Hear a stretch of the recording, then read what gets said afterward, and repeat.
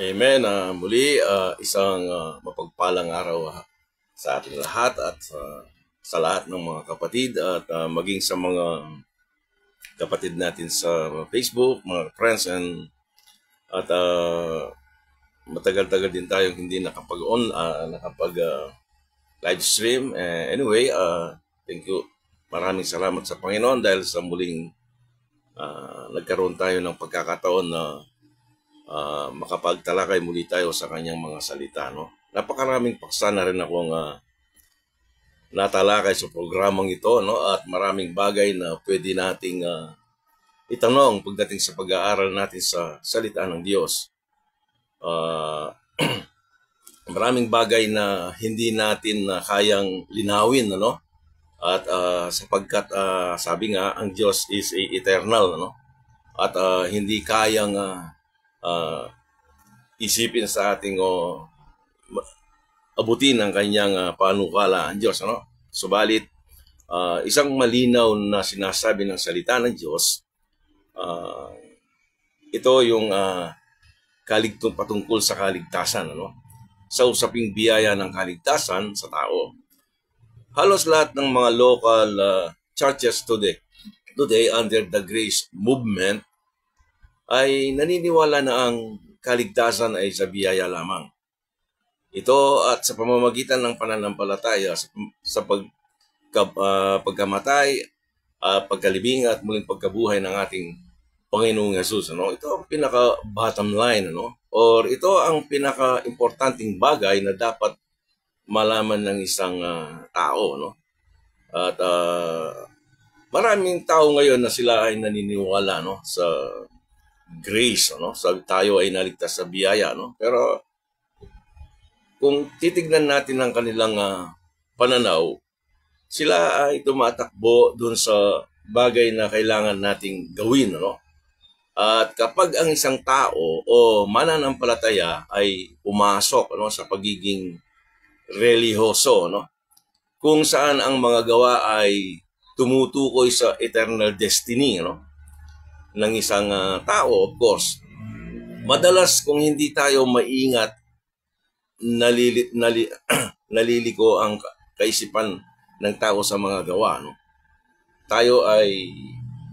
Ang kaligtasan ay napupunta sa paggawa, no? At hindi sa biyaya. No? Ang dahilan ng maraming pagkakaiba tungkol sa pananaw sa salita ng Diyos ay dahil sa paghati, no? Dahil sa paghati ng salita ng Diyos ng katotohanan. Tandaan natin, the only way to fix and to understand, no, the Word of God, no, ay kailangang magkaroon ng tamang paghati dito, no. Kailangan meron tayong tamang right division in the Word of Truth, no.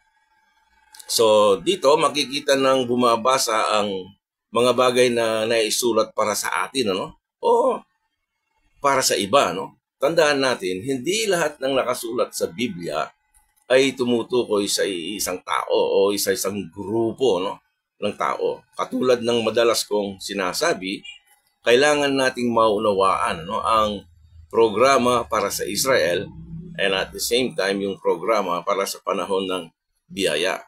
So, now, isa pang tiyak na ating masasabi, walang isa mang taong nabuhay, ano, o nabubuhay na may taglay na perpektong kaunawaan, ano, sa banal na kasulatan. Of course, walang makaka-claim nito, no, na ako alam ko na lahat at ang lahat ng katotohanan, walang makakapag-claim na tao, no, pagdating sa banal na kasulatan.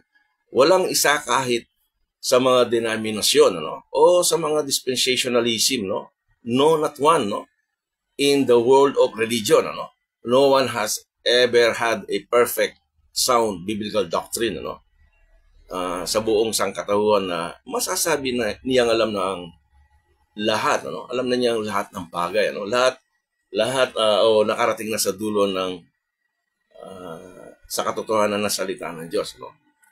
So, isang bagay ang ating matitiyak.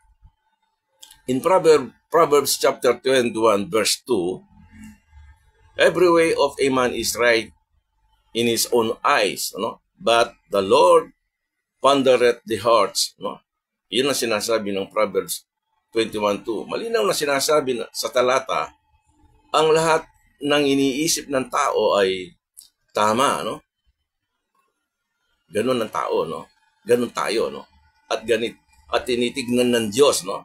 Ganito tinitignan ng Diyos ang tao. Kaya nga ang Diyos ay tinitimbang niya, no? Ang bawat puso, no?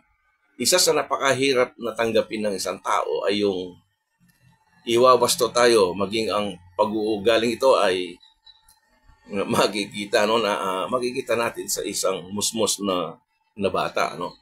So mahirap ituwid, no. So salamat sa Diyos, no. Salamat sa loob ng Grace Movement. Ito ay naging pagpapala personally sa akin at sa lahat ng mga naniniwala doon sa biyaya ng Diyos na siya ay manaligtas. Tayo ay nagkaroon ng mga kalayaan at natutuwa na makinig sa opinion ng iba, no? Hindi, meron kasing mga iba na napakahirap na makinig sa opinion ng iba, no? At wala nang, para bang sinasabi natin na tayo na lang yung tama, no? So ayaw nating makinig, and then ang ating mga natutunan din naman sa iba, ang ating mga narinig sa iba, inaangkin natin na yun ang tama at wala nang ibang tama kundi yun. Nagkaroon tayo ng matibay na kaisipan sa ating sariling pakikinig sa salita ng Diyos. Tandaan natin, lahat tayo ay let every man persuaded in his own mind, no? Tayo ay dapat tayong magsitibay, no, sa ating mga personal na buhay, no, sa ating mga naririnig. Kailangan magsitibay tayo, no? At kailangan nating, tama na ang isang kapatid na nagsabi sa akin kanina na kailangan nating subukan, no, hindi lahat ng espiritu, no, kinakailangan nating paniwalaan, ano. Of course, kung ang sinasabi ba nito ay ayon sa salita ng Diyos, ito yung napakahalaga, no, na tignan natin kung ano ba yung sinasabi ng salita ng Diyos, no. So, salamat sa Diyos, natuto akong makinig at hindi humatol, ano, sa mga pananaw ng iba, no. Kung hindi man ako sang-ayon sa kanilang pananaw, at iba-iba ang ating, of course, iba-iba ang ating katatayuan at hindi natin dapat na hatulan ang iba dahil hindi nakikita ng iba sa paraan ng iyong nakikita. So, pag hindi sang-ayon sa'yo, sasabihin niya sa'yo na katulad kanina, parang ang tingin niya sa akin mapapahamak daw ako kung magpapatuloy ako sa ganitong mga pananaw. So, ang kaligtasan daw ay hindi ang ibig niyang sabihin ang kaligtasan ay hindi once and for all. So, ibig sabihin, ang kaligtasan para sa kanya ay kailangan mo itong gawin, ano? Kailangan mong magpatuloy, ano? Hindi ganoon nang sabihin ni Jesus doon sa krus, it is finished. Ang ibig sabihin, yung ginawa niyang pagliligtas sa tao ay once and for all. Hindi kailangan, wala tayong bahagi, ano, sa ating buhay. Walang maitutulong ang ating mabubuting gawa para tayo ay maligtas. It is the gift of God, no? It is the gift of God. So, ang kaligtasang ating tinamo, ito ay tinuturuan tayong mamuhay na ayon sa Diyos, no? Tinuturuan tayong lumihis, ano, sa mga bagay na hindi tama, no? So, yun ang dala-dala ng biyaya ng kaligtasan na ating tinanggap, ano? So, marahil ang pinakamataas na antas ng pagmamalaki ng tao ay ang isipin niya na alam na niyang lahat ang tungkol sa Biblia, no? Kahit ano man ang aking naibabahagi sa programang ito, ay hindi ko ipinipilit, ano, na tanggapin ng mga ito, no? Sa Proverbs chapter 26 verse 25, there is a way that seemeth right unto a man. Ito, no, malinaw na sinasabi ng Proverbs, no? But the end thereof are the ways of death. So, simula lang ako ay nagbahagi, no, ng salita ng Diyos sa Facebook Live, no, o live stream, ay hindi tungkol sa pwedeng mawala, no, ang kaligtasan ng tao. Hindi 'yun ang aking ipinangangaral, no. O kailangan nating panatilihin, ano, ang kaligtasan ng tao. Ang kaligtasan ng tao ay nandun na dun sa ginawa ng ating Panginoong Yesus. Once na narinig mo ang ebanghelyo ng kaligtasan, the death, burial, and resurrection of our Lord Jesus Christ, yun ang ginawa ng Diyos para sa iyo at para sa atin. Iyon ang ating pag-asa, yung ginawa ni Jesus, no? So, sa patuloy natin bilang isang mananampalataya, ang pinakamahalagang bagay ay ang ating kaligtasan, of course, no? Ang ating kaligtasan. Ito yung pinakamahalaga. Actually, ito ang dapat maging sentro ng pangangaral sa salita ng Diyos, no? Ito ang absolute na bagay na hindi kailangang pagdibatihan, no? Yung iba, makapagdebate lang, didibatihan ka about salvation, no? So, hindi na kailangan pagdibatihan. Nang sabihin sa Colossians chapter 2 verse 10, we are complete in Christ. Ibig sabihin, ang ginawa ni Jesus doon sa krus ng Kalbaryo, kumpleto na, no? Kumpleto na. Hindi mo na kailangang dagdagan, no? So, ito ang pinakalayunin ng isang mananampalataya, tandaan natin, no? Upang ibahagi, ano, ang ebanghelyo ng kaligtasan sa iba.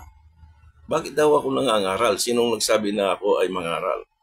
Well, ang sabi ni Apostol Pablo, preach the word in season and out of season. Para sa akin, ang tanong niya sa akin, kanino ba sinasabi ni Apostol Pablo ang bagay na yon?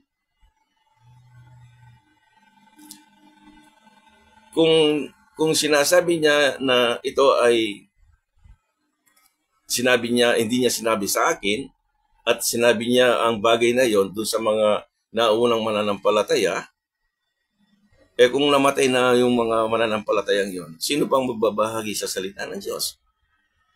Di ba? Ang lahat ng sulat ni Apostol Pablo ay naka-address, ano, hindi lamang sa body of Christ, kundi pati na rin sa mga mananampalatayang nauna sa kanya, no? In the old times, ano, under the kingdom program, no? So napakahalaga sa pag-aaral sa salita ng Diyos na malaman natin, ano, ang prevailing condition o ang mga kasalukuyang nangyayari, no, sa mga panahon na yon, kung bakit naisulat ang mga talatang ating binabasa sa kasalukuyan, ano. Ngayon, ano, kailangan nating tignan kung anong nagbudyok, anong nagtulak sa kanya, kung bakit naisulat ang mga ito, no? At kung ganito natin titignan ang mga talatang ito, binabasa ng ganito, makakatulong ito upang maintindihan kung ano ang tinutukoy ng sumulat. Itong isang paraan na upang madali nating maunawaan, ano, makita natin yung ano bang nangyayari sa mga panahon na yon, ano. Katulad halimbawa kapag binuksan natin ang aklat ng mga gawa. Ito ay isang transition period, no, sa panahon ng nasa ilalim ng kautusan at ang biyaya ng kaligtasan. Ang ebanghelyong umiiral o dispensation of the grace of God ay isang katotohanan na nakatago, no, sa Diyos. Ito ay unang lamang naipahayag, ano, kay Apostol Pablo. Subalit ang kapahayagang ito sa kanya ay hindi naganap pagkatapos na siya ay maligtas, no? Pagkatapos na siya ay maligtas, hindi naman kaagad-agad na yung hiwagang yon ay tinanggap na kaagad-agad ni Apostol Pablo. Hindi po, no? Hindi kaagad tinanggap ni Apostol Paul, no? Si Pablo ay tumanggap lamang ng full revelation from Christ somewhere in Acts chapter 18. Acts chapter 18 which is correlate, no, kung saan nakaugnay, ano, sa 2 Corinthians chapter 12. 2 Corinthians chapter 12, nang sabihin niya na siya ay tatanggap ng mga visions, ano, and revelations, ano, from the Lord. Yun ang sinabi ni Pablo dun sa mga taga-Korinto, no? Ngayon, kung makikita natin, no, ngayon, no, kung makikita natin ganito, no, ang salita ng Diyos, magkakaroon tayo ng malinaw na pananaw ayon sa sinasabi ni Pablo at sa mga taong umaangkin, ano, na sila ay tama ayon sa kanilang sariling paraan. Of course, sabi ko nga sa inyo, yung binasa natin kanina, meron kanya-kanyang pamamaraan ng tao. Pero kung titignan natin kung ano ang sinasabi ng banal na kasulatan,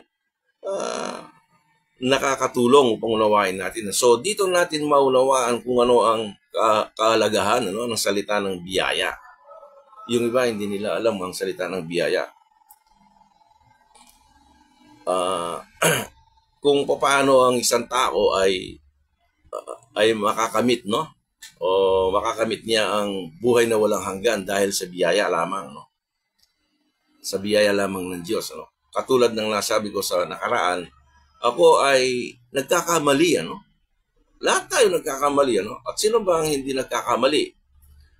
This is the point, ano? Na lahat tayo ay being a fallen child of Adam, no? So, subalit, inaamin ko inaamin ko na bahagi ito ng ating paglago, of course. Tayo ay hindi naman tayo isinilang na marami ng alam, no? So, it is part of our growth, no, sa ating buhay bilang isang mananampalataya. Pero kung hindi natin matanggap na tayo ay hindi nagkakamali, this is an issue of, or this is a pride issue, no? Meron tayong pride, no? Maraming mga bagay sa salita ng Diyos sa umpisa ay iba ang ating nakikita, no?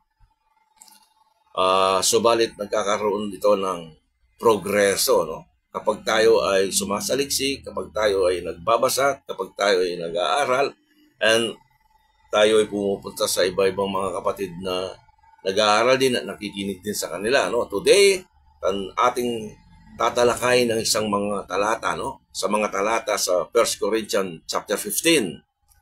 Tandaan natin, ito ay isang well-known chapter, no? Sa lahat ng grace movement, no, ng mga mananampalataya, no? In 1 Corinthians chapter 15, tandaan natin, mula sa paglikha ng Diyos hanggang sa kapunuan, no, ng mga panahon, fullness of time, ito ay nasa loob ng kaharian ng Diyos. From creation until the fullness of time, it is inside the kingdom of God, no? Ito ay nasa loob ng kaharian ng Diyos. Ang Diyos ay may plano at layunin ayon sa kanyang pasya, no? Now, sa ating pag-aaral, ating ngayong titignan, no, ang ilang mga talata sa 1 Corinthians chapter 15, at madalas nating itong nababasa, no? So, by the way, ang sulat ni Pablo sa 1 Corinthians chapter 15 is the resurrection chapter. Ito yung pamagat ng ating paksa sa araw na ito. 1 Corinthians chapter 15 is the resurrection chapter and not for the rapture of the body of Christ, no? Take note, no? Not for the rapture of the body of Christ. At malimit inaangkin ito ng marami that 1 Corinthians chapter 15, it is the rapture chapter, no? Pero hindi ko nakikita ng ganito. So ating susuriin ang sinasabi ng salita ng Diyos, at kung hindi ka masang-ayon sa aking nakikita, well, meron tayong freedom, no, na alamin, tanggapin kung ano ba sinasabi ng Bible, no? So, today, makikita natin ito kung bakit, ano, pagkatapos na ipinakita ni Pablo sa unang 4 na talata in 1 Corinthians chapter 15 verses 1 to 4, na ang 4 na talatang ito ay tungkol sa tungkol sa ebanghelyo ng kaligtasan ng Diyos. Nagpakita ng pruweba tungkol sa pagkabuhay namang muli ng ating Panginoong Hesus. So, napakalaga ng chapter na ito. Ito ay nakapokus dun sa salvation and resurrection of our Lord Jesus Christ. No? That's all. No? And the victory, yung pananagumpay dun sa kamatayan. So in 1 Corinthians chapter 15 verse 17. So kung meron kayong Bible, tingnan niyo yung mga scripture and sundan niyo ako sa aking pagbabasa. In verse 17, and if Christ be not raised, your faith is vain. Ye are yet in your sins. Ibig sabihin, kung hindi nabuhay na muli, walang kabuluhan. Walang kabuluhan ang ating mga ginagawa gaya ng ating mga ginagawa ngayon. Bakit pa tayo mag-aaral? Bakit pa natin babasahin ang salita ng Diyos? If Christ be not raised, no? So, sa verse 19, if in this life only, sabi ni Pablo, we have hope in Christ. Kung sa buhay natin ito, ang ating pag-asa lamang ay kay Kristo, we are of all men most miserable, sabi niya. No? Kung ang ating pag-asa sa mundong ito ay si Kristo lamang at hindi naman siya muling nabuhay na muli, ano ba ang saysay ng ating buhay? No? Bakit pa ba tayo nagsasayang ng panahon, ng oras? No? Bakit pa tayo pumupunta sa mga simbahan, sa mga home Bible studies? Bakit pa ba tayo nagsasayang ng sa mga sinasabi ng banal na kasulatan? Bakit pa ba tayo nagbibigay ng panahon tungkol sa mga bagay na sinasabi nito? Subalit tingnan natin ang susunod na talata. In verse 20, but now, sabi niya, is Christ risen from the dead? Subalit ang Panginoong Hesus siya ay nabuhay namang muli, and become the first fruits of them that is left. Yung word na is left, ito ay yung temporary nandun ka sa ilalim ng hukay, nandun ka sa ilalim ng hukay. Both soul and the body and in the grave, So mayroon tayong topic gano'n, Ibig sabihin ng first fruits here, si Jesus ang unang nabuhay na muli, tungo sa buhay na na walang hanggan, So hindi siya ang unang nabuhay na muli, at hindi na siya namatay ulit, I mean, kapag sinabi nating first fruits, mayroon itong mga kasunod, So siyang nauna, siya unang bunga, Muli silang mabubuhay at hindi na sila muling mamamatay. Dahil siya ang nagpasimuno sa bagay na ito, Siya ang unang nabuhay at muli at umakyat sa langit, So tandaan natin,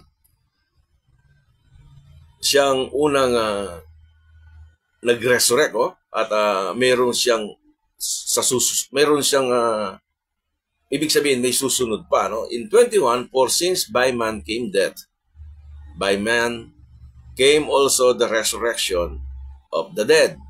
Dahil sa isang tao ang kamatayan ay dumating, at sa pamamagitan ng isang tao dumating ang pagkabuhay namang muli, mula sa mga patay. In verse 22, for as in Adam all die, even so in Christ shall all be made alive. Dahil kay Adam, nakaranas ng kamatayan,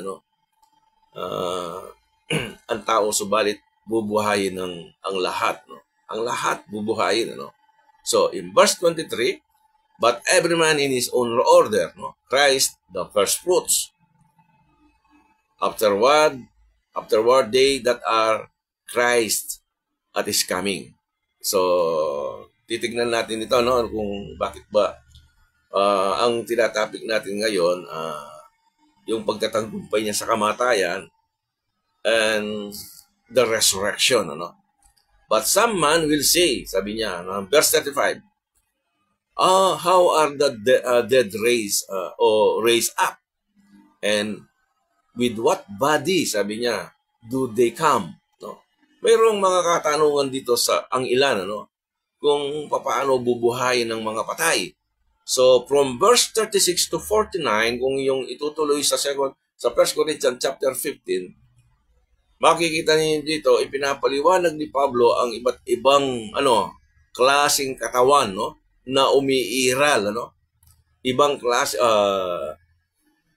ibang klaseng katawan na umiiral at katawang makalangit, katawang makalupa, kalwalhatian ng mga bituin. Ito yung mga sinasabi doon sa mga talata from 36 to 49. So, ang tungkol sa araw at buwan, ipinapakita ni Pablo ang bawat katangian ng kanyang nilikha ng Diyos sa mga talatang ito. Then in verse 51, in verse 51 to 60, nangusap si Pablo tungkol sa pagbabago, sa isang pagbabago. So, verse 51, Behold, I show you a mystery. Pag sinabi mong mystery, hindi pa ito alam, I show you a mystery. We shall not all sleep, but we shall all be changed. In verse 52, in a moment, in the twinkling of an eye, at the last trump, for the trumpet shall sound, and the dead shall be raised incorruptible, and we shall be changed. Yung last trump na yon, yung the last trump na yon, tandaan natin, hindi iyon mangyayari lamang yon at the end, Hindi dito at this present time, Hindi mangyayari yon before the rapture, the last trump. Kasi kung makikita mo, pag-aaralan natin yan sa Revelation, makikita niyo yung last trump. So, wag nating i-preempt yung ating tinatalakay, So, sa mga talatang ito, titignan natin kung ano ang mangyayari sa kamatayan, at kung kailan ito magaganap, Kailan ba ito magaganap, So, verse 53, For this corruptible must put on incorruption, and this mortal must put on immortality. Then in verse 54, babasahin ko muna hanggang 55. So, when this corruptible shall have put on incorruption, and this mortal shall have put on immortality, then shall be brought to pass the saying that is written. The saying that is written. Ibig sabihin, si Pablo ay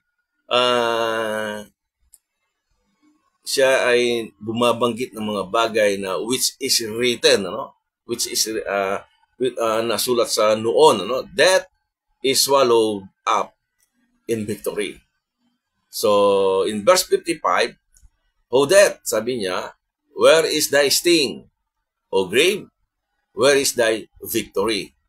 Kung ating babalikan ang talatang 26, ang huling kaaway na wawasakin ay ang kamatayan. Death. Ito ang pangunahing tema of the whole chapter, is to destroying the last enemy, which is death. Actually, nag-resurrect, resurrection. Salvation, resurrection, ito yung pagtatagumpay against death, So, ito yung ating tema ng ating pagtatalakay, The sting of death is sin. Kung sasabihin niya sa 56, the sting of death is sin, and the strength of sin is the law. So, in this verse, ang antibo ng kamatayan ay kasalanan, at kapangyarihan ng kasalanan ay ang kautusan, Subalit, sa susunod na talata in verse 57, but thanks be to God, which giveth us the victory through our Lord Jesus Christ. This is the victory over death, Ano ba ang kamatayan? Ano ba yung kamatayan? Ito ang nagbibigay ng anong reality diyan sa kamatayan? Paghihirap, kalungkutan, hinagpis na higit sa lahat ng bagay, sa buhay ng isang tao. Ito, sa totoo lang, sabihin natin hindi tayo natatakot, pero pagka nagkaroon tayo ng sakit, mararamdaman natin na tayo ay natatakot. No? Iyon ang ibinigay ng, ito yung bunga ng kasalanan at ng kamatayan. No? So, ipinapakita dito na itong kalaban nito, this is the last enemy na pinagtagumpayan ng ating Panginoong Yesus. Ano? So sa talatang 26, the last enemy is the death. Ano? At ito ay biblical doctrine. No? In Hebrew chapter 2 verse 14, for as much then as the children are partakers of flesh and blood. Listen yun, ano, yung take note, no? Partakers of flesh and blood. He also himself likewise took part of the same. Ito yung ating Panginoong Yesus, ano? He also himself likewise took part of the same.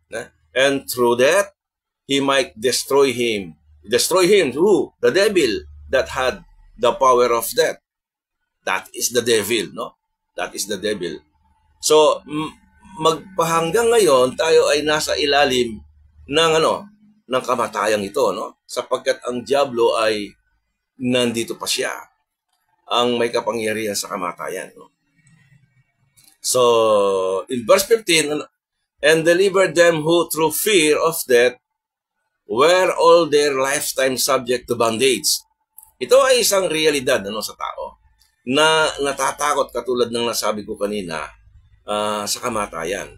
Sabi nga ng the more you get older,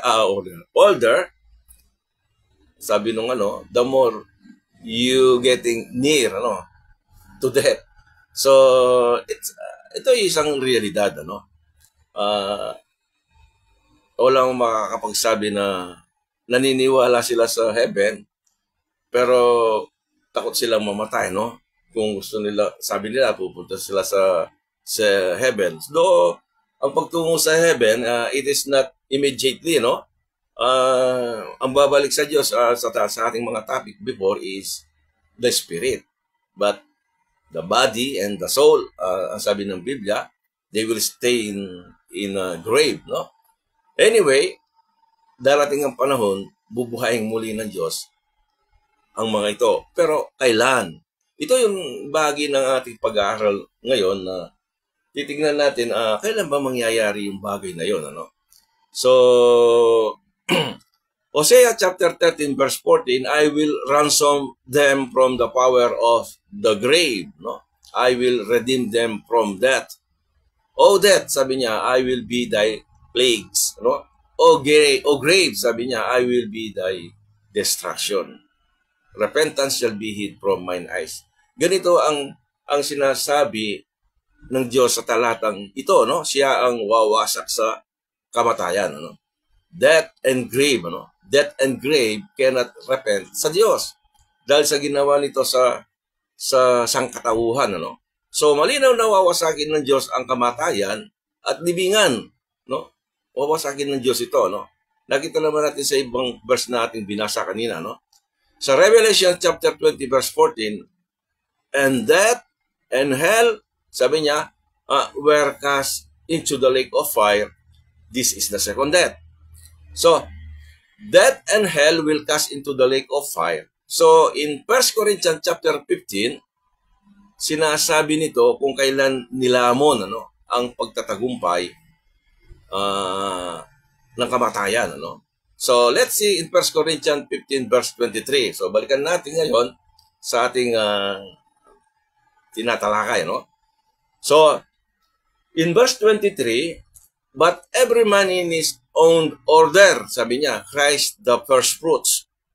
Afterward, they that are Christ at His coming. So, siyang first fruits, afterward. Ibig sabihin, afterward, they that are Christ at His coming. Yung na kay Kristo, sa kanyang pagbabalik. Titingnan natin ito, No, Christ is the first fruit. Pagkatapos nito, ang mga na kay Kristo, sa kanyang sa kanyang muling pagbabalik. Now, ang talatang 23 ay hindi ito ang rapture. Hindi ito ang rapture. Well, kung ang ating ako personally, before, ganito yung aking pananaw. But, tingnan natin, kung may tatali natin, ano. Now, ang talatang 23 ay hindi ito ang rapture of the church or the body of Christ. Ito ang pagbabalik ni Jesus. Ito ang pagbabalik ni Jesus pagkatapos ng 7 taong paghihirap. Paano mangyayari yon? So, tignan natin. Bakit natin nasabi ito? Tignan natin ang susunod na talata. Sa verse 24, Then cometh the end. Kailan ba darating yung end? When he shall have delivered up the kingdom to God, no? Kailan yon? So, bubusisiin natin. Even the Father, when he shall have put down all rule and all authority and power. So, tignan natin ang verse 24. Hindi niya sinabi na darating ng rapture, no? At susunod ng kapigatihan, no?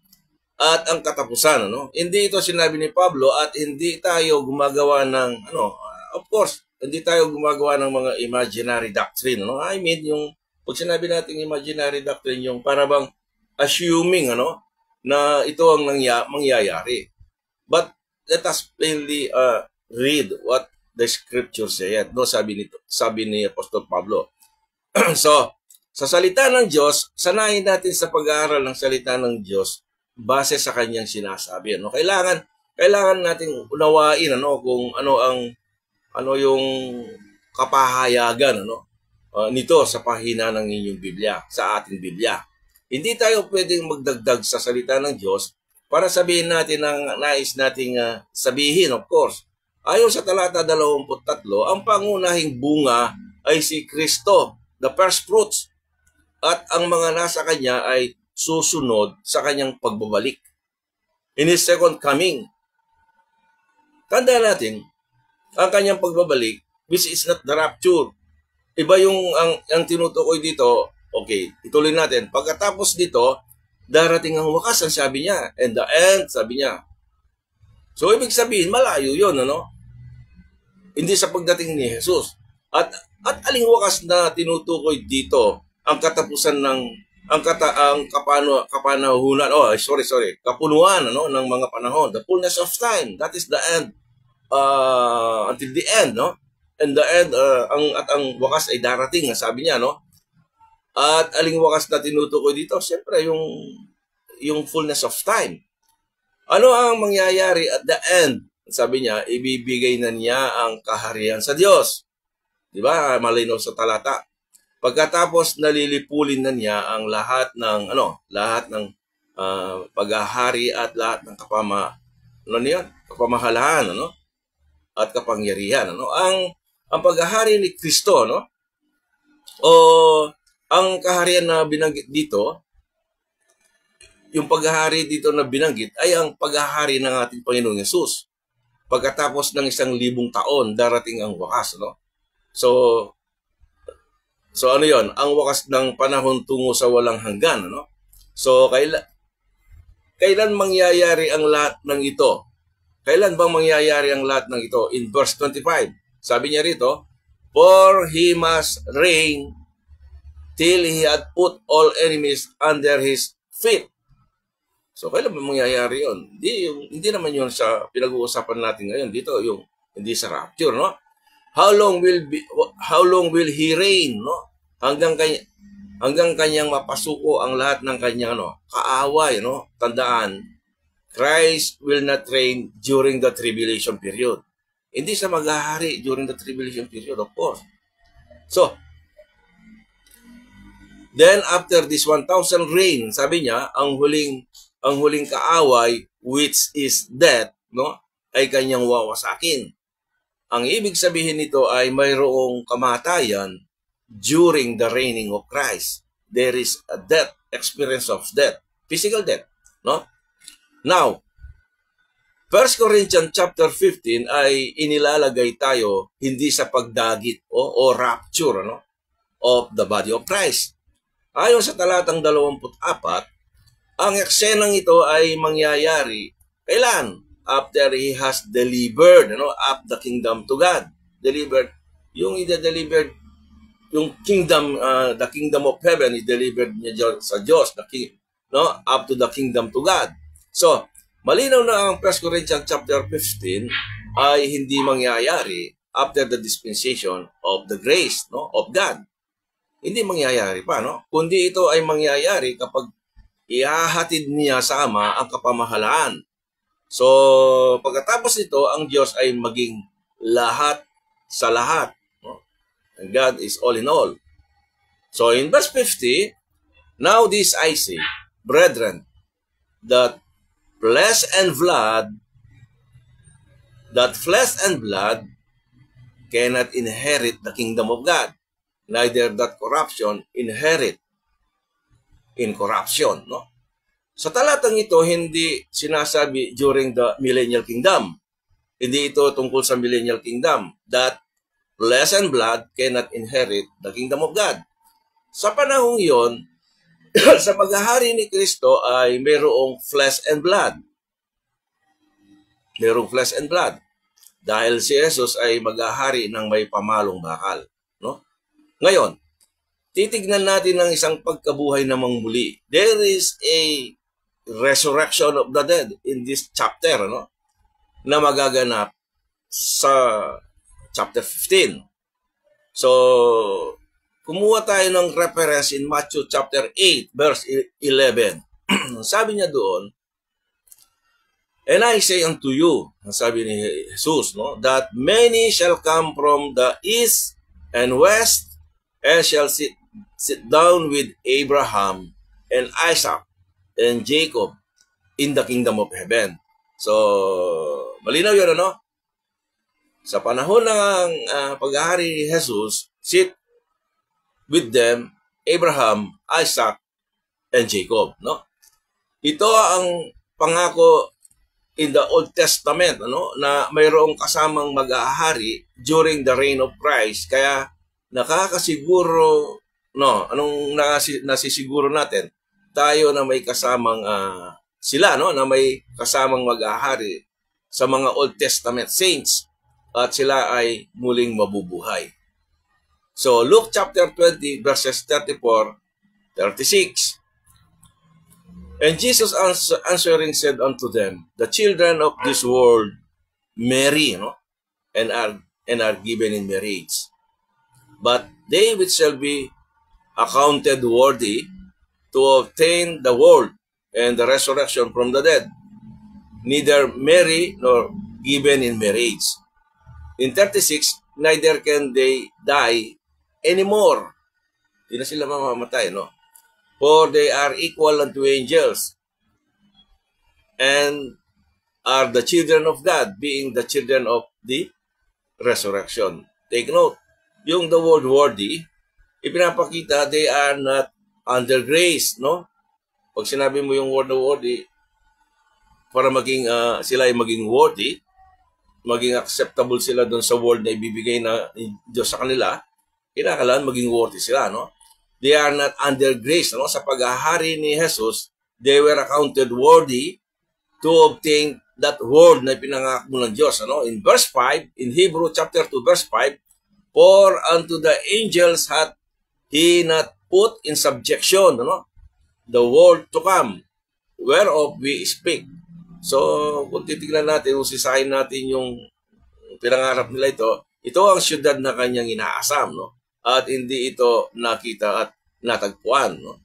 So, in verse 35, hindi na sila mamamatay. Sabi niya, hindi na sila mamamatay katulad ng mga anghel, no? Dahil bakit? Sila ay tumanggap na ng glorified body. Ang pagkakaiba lamang natin sa mga angels, tayo ay ito, no, ubaga sa trivia, no, tayo ay may balat, sila ay wala. So meron tayong pwede nating paksain sa ibang araw, no. Both angels and man ay nilikha ng Diyos, subalit ginawan ng Diyos ang tao ng coat of skin. Ginawa ng coat of skin. Pagkatapos na sila ay mahulog, no, nung sila ay magkasala at hindi bago mahulog, no? This coat of skin ay bibigyan natin ng ibang araw para ating tatalakayin, ano?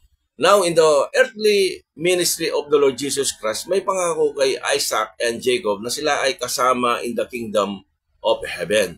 Yung Matthew 8, binasa natin kanina, no? At hindi na sila mamamatay. Hindi na sila mamamatay. Bakit? Dahil sila ay tumanggap na ng luwalhating katawan, glorified body. Sa panahon ng paghahari ni Jesus sa lupa, mayroong mga taong taglay ang kanilang laman at dugo, flesh and blood. At mayroon namang nagtataglay ng niluwalhating katawan o glorified body. In 1 Corinthians chapter 15 verse 50, balik tayo doon sa Corinto. Now this I say, brethren, the flesh and blood cannot inherit the kingdom of God.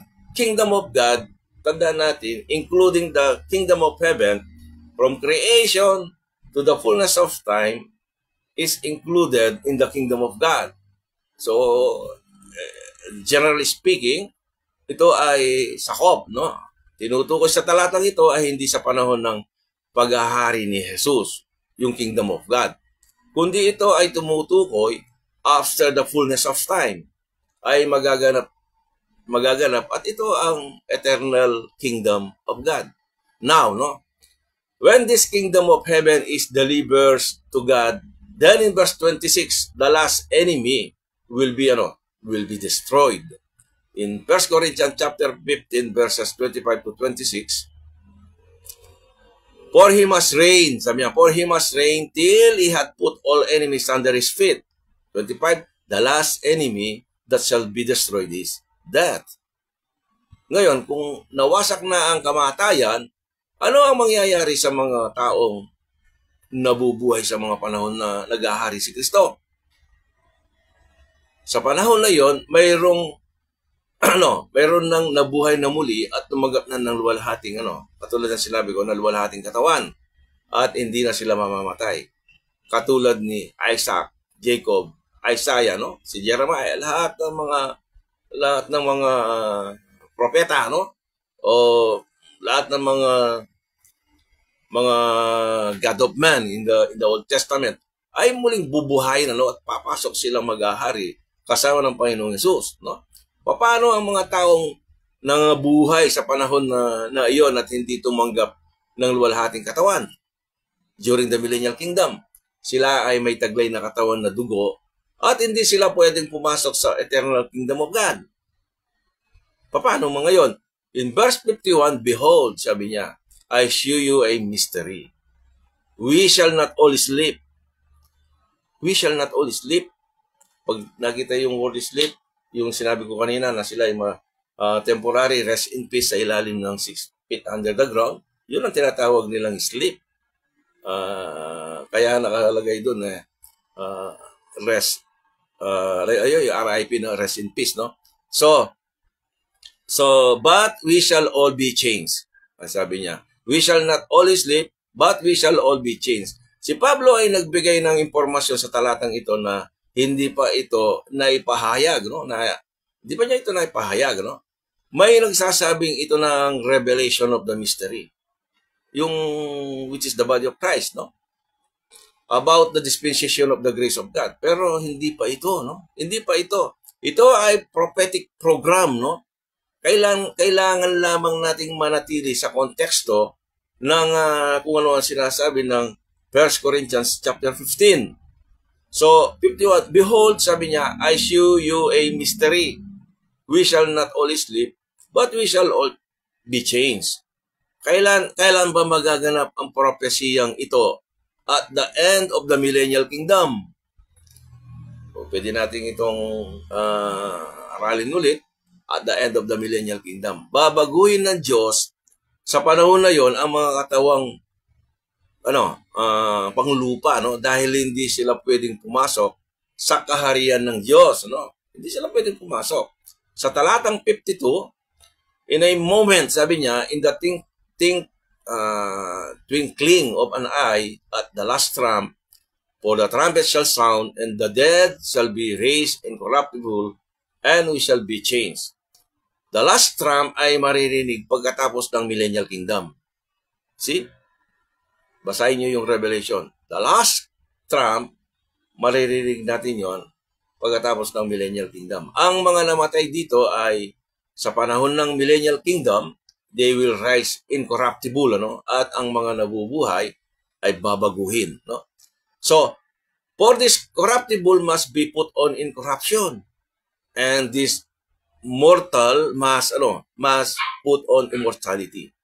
So pagkatapos ng mga pagbabagong ito sa talatang 54, ang sabi niya, so when this corruptible shall have put on incorruption, no, and this mortal shall have put on immortality, then shall be brought to pass the saying. Ano yung saying? The saying that is written. So Paul meron siyang kino-quote. Saying that is written, sabi niya. Ibig sabihin, nasusulat, no? Death is swallowed up in victory. Ang mga kausap ni Pablo dito, tandaan natin, ay ang mga iglesia ng Diyos na kanyang inusig, no? Pinagpapatay, no? In Corinthian. Kaya nga naka-address ito to the churches of God, no? In 1st and 2nd Corinthian. Ito yung mga aklat na isa sa mga aklat na during the transition period, no?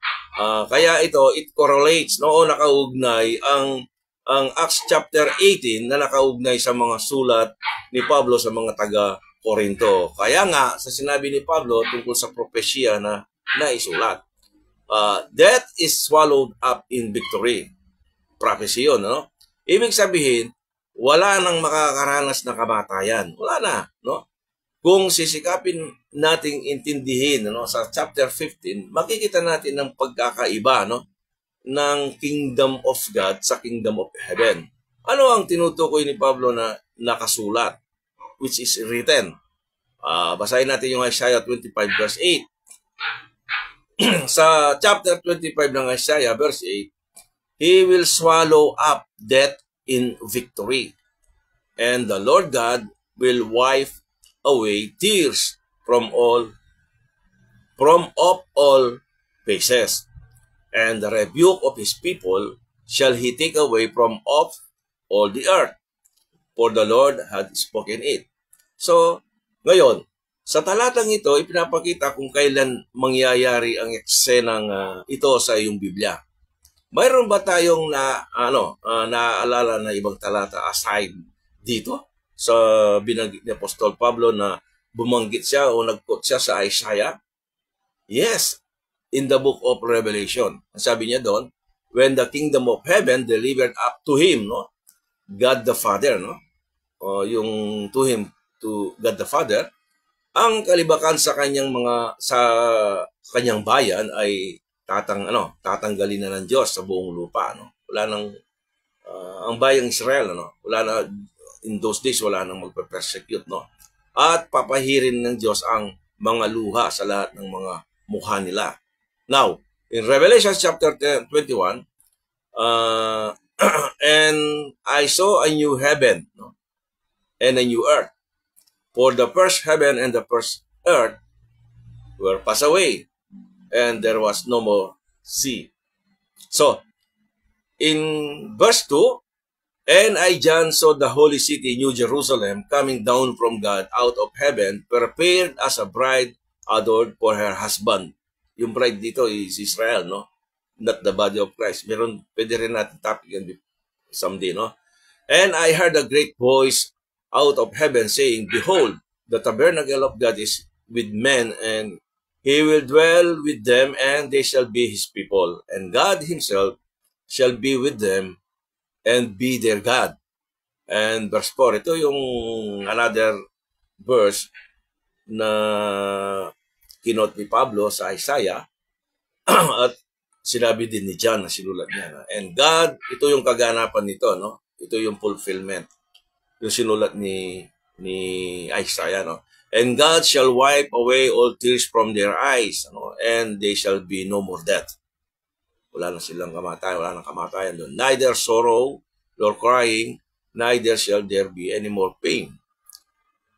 For the former things are passed away. No?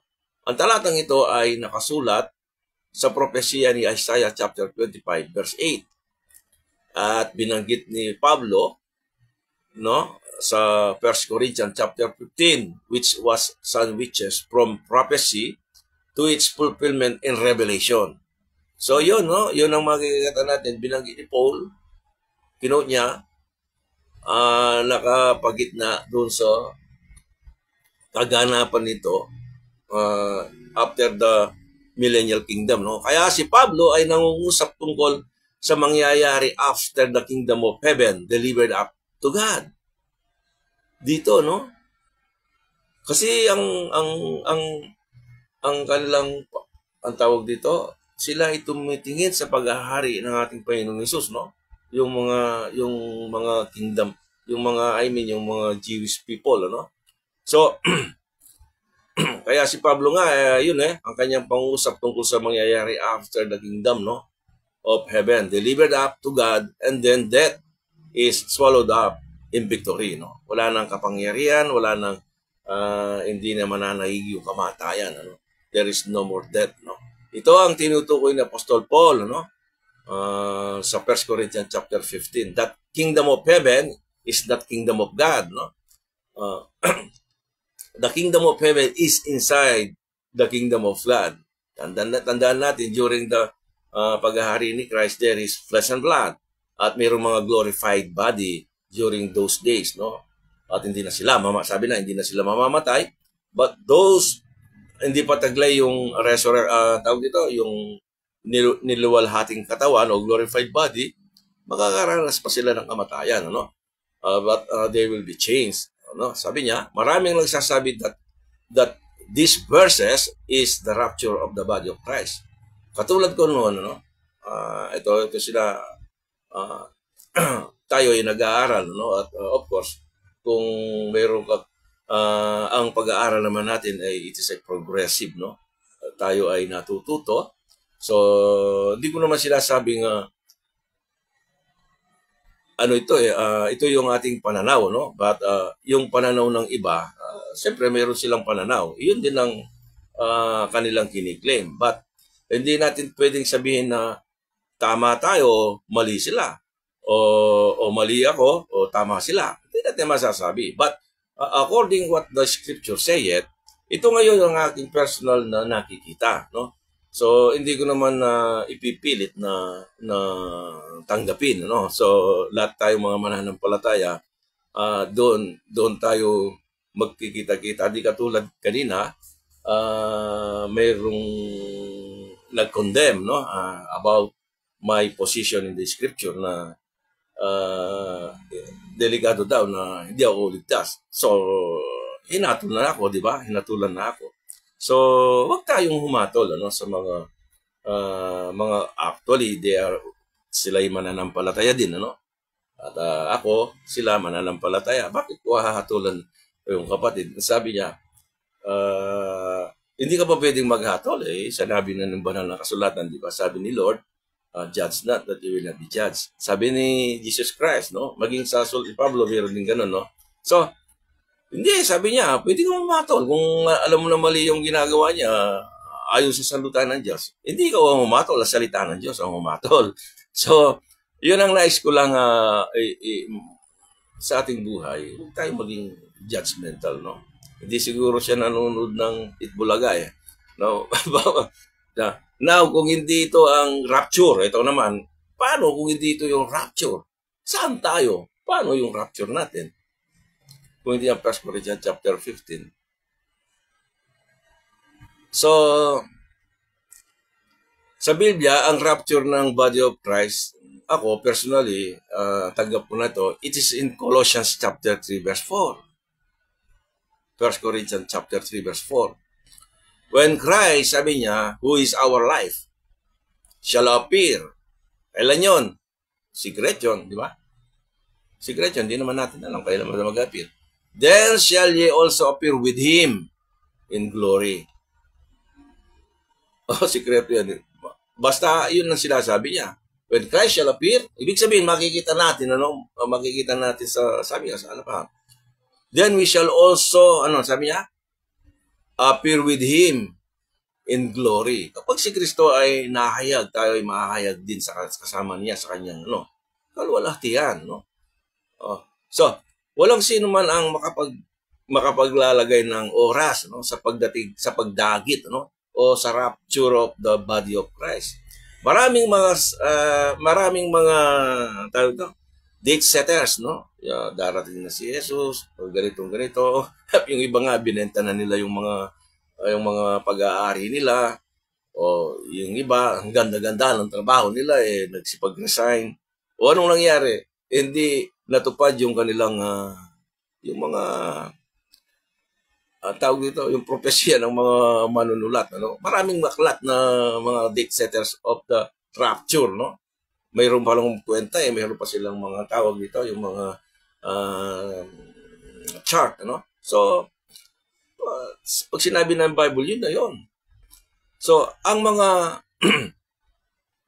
so, walang makapagpapalagay, no? Ipapalagay natin kung kailan darating si Jesus sa atin. Hindi natin alam, But one thing for sure, when Christ shall appear, ano sabi niya? Who is our life? Siya ating buhay, di ba? Kung kilalanan natin si Jesus bilang ating Lord, sumampalataya sa kanyang death, burial, and resurrection, He is our life. Ano sabi niya? I am crucified with Christ, nevertheless, I live. May puro verse niyata, So, lawin niyo kung tingnan niyo yun sa Galatians, chapter 2. So, ang buhay natin ay si Jesus.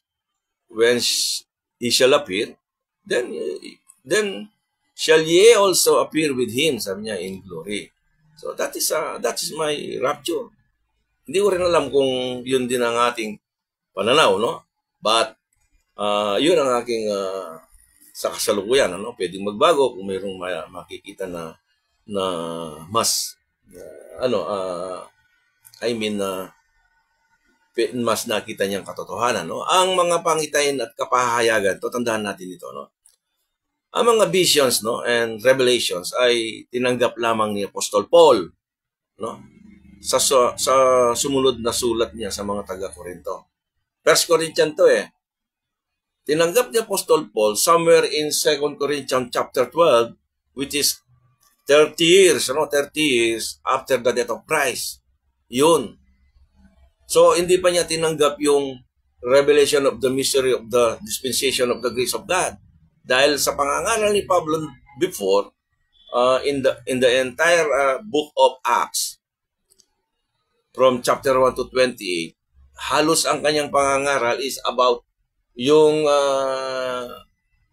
may dapat gawin ng isang tao para siya ay maligtas, which is under the law, no? Ang dala-dala niyang pangangaral, yung kingdom program, no? Kanyang ipinangangaral ito, no? About na kailangan silang gumawa, no? Righteousness, para maging katanggap-tanggap sila sa Diyos.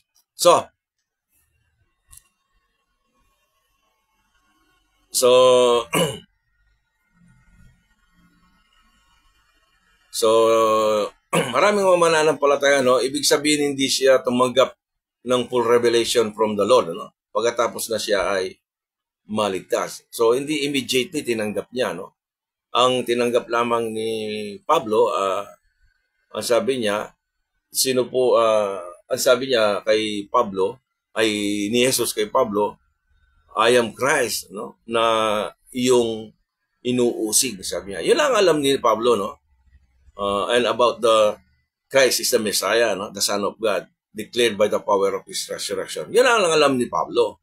But about the mystery of the dispensation of the grace of God, walang alam si Apostol Pablo. So, maraming tao na kay Kristo bago siya naligtas. Tandaan natin to. Before si Pablo, mayroong mga nauna na naligtas bago siya naligtas, Ang mga mananampalatayang ito ay umaasa, naghihintay upang makasama ang aking connection. So, malapit na lang, nawawala pa na. So, anyway, katulad ng ating nakaraang topic, si Pablo ay hindi lamang iisang grupo ang kausap niya noon. Hindi lamang isang grupo. During his early ministry, bago tumanggap ng visions and revelations from the Lord, ang tanging ebanghelyo na kanyang nalalaman ay tungkol sa gospel of God. Diba? Mayroong dispensation of the gospel of God, diba? Ito yung kanyang nalalaman, that Jesus Christ is the Messiah, the Son of God, declared by the power of His resurrection. Sana makita natin dito na sa chapter 15 ng 1 Corinthians ay hindi para sa pagdagit sa katawan ni Kristo, no? At ang malinaw na turo sa kapitulong ito ay una, ang biyaya ng kaligtasan, no? At pagkatapos ay ang pag-asa natin, ano, dahil sa pagkabuhay na muli ng ating Panginoong Hesus. And then, ang kamatayan ay kanya ng pinagtagumpayan. So, medyo maraming ang chapter na ito, in 1 Corinthians chapter 15, maraming mga bagay na tayong pwedeng makita dito, no? Pero pasamantala, muli at ating puputulin ng ating pag-aaral. Hopefully, we can continue next week, no, sa ating pag-aaral, no? So, let me close in prayer. Lord, marami pong salamat sa patuloy na pagkakaloob mo sa amin ng panahon na kami ay makapag-aaral sa iyong mga salita. At maraming salamat sa mababang aming kaisipan na hindi namin nabot ang iyong mga panukala. Subalit, sapat ang iyong mga salita na aming pag-aaralan at ito ay maging daan upang kami ay lumago sa inyong kalooban, sa inyong mga salita, Panginoon. At marami rin po salamat sa aming buhay, sa kalakasan na patuloy na pinagkakalob mo sa amin, na patuloy na kami ay nabubuhay.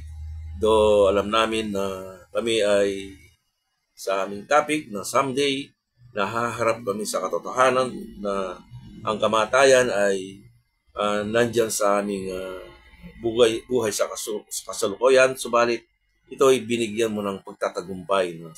Someday na hindi na namin mararanasan ito. At maraming salamat sa inyo, maging sa aking mga kapatid na nakasama, sa mga kaibigan ko na makapagbubukas sa programang ito, sa aking timeline.